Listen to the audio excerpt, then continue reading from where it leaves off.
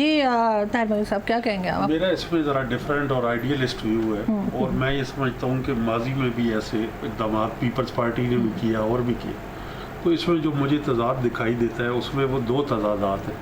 ایک تو یہ کہ جب ہم کہتے ہیں کسی ادارے کو، اور یقیناً افواج پاکستان ایک منظم ادارہ ہے، قابل احترام ہے، ہمارا فخر ہے، تو ادارے کی ڈیفینیشن یہ ہوتی ہے کہ اس میں کوئی ناگزیر نہیں ہوتا. یہ میرا ایک نمبر 1 اعتراض. دوسرا یہ ہے کہ جب اس طرح کے اقدام میں ایکسٹینشن ہوتی ہے تو ڈی موٹیویشن بھی ہوتی ہے، کیونکہ وہ جو پیرامڈ پروموشنز اوپر ہوتی ہیں وہ کہیں جا کے رک جاتی ہیں. صحیح.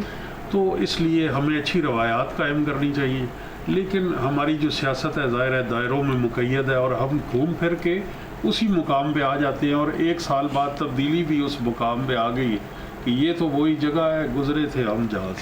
لیکن آپ کو نہیں لگ رہا کہ اس وقت ضرورت تھی، کیونکہ جس طرح کے ہمارے آج کل تعلقات انڈیا کے ساتھ ہیں، یا جو کشمیر کا جو ہمارے یہاں پرابلم چل رہا ہے، اس میں یہ ضروری تھا کہ ایک طرح سے جو پہلے سے ہی کام کو لے کے آگے بڑھ رہے ہیں، تو اس میں کیونکہ نیا جو آتا ہے وہ خدا جانے کس طرح کا ہو، کیا سوچے، کیا بات کرے، تو ایسا نہیں آپ کو لگ رہا؟ کیونکہ ان کے ٹائم میں جو ہے، پچھلے ٹائم میں جب ان کا پچھلا ٹینیور تھا، تو انہوں نے کافی اچھے اقدامات کیے تھے، جس میں کہ آپ نے دیکھا ہے کہ دہشت گردی کے اوپر بھی کافی قابو پایا ہے. جی. General Qamar Javed Bajwa professional soldier ہیں، اور ان کی بہت ساری سکسیسز بھی ہیں. بالکل. اور ان کا بڑا گلوریس پاسٹ ہے، اور اس وقت بڑا سینسٹیو ٹائم پہ ہم ہیں، کیونکہ انڈیا کی وجہ سے کوئی دو رائے نہیں. لیکن بہت اچھے آفیسر جو ہوتے ہیں اسی طرح کے پروفائل سے، وہ اپنا ٹینیور پورا کرتے ہیں. اور ہمارے سامنے مثال ہے کہ قائد اعظم محمد علی جناح ہے، ان سے بڑی شخصیت تو کوئی نہیں آئی، وہ بھی دنیا وہ نہ رہے، اور پاکستان اس وقت انتہائی نازک موڑ. تو یہ میرا خیال ہے کہ ملک میں نازک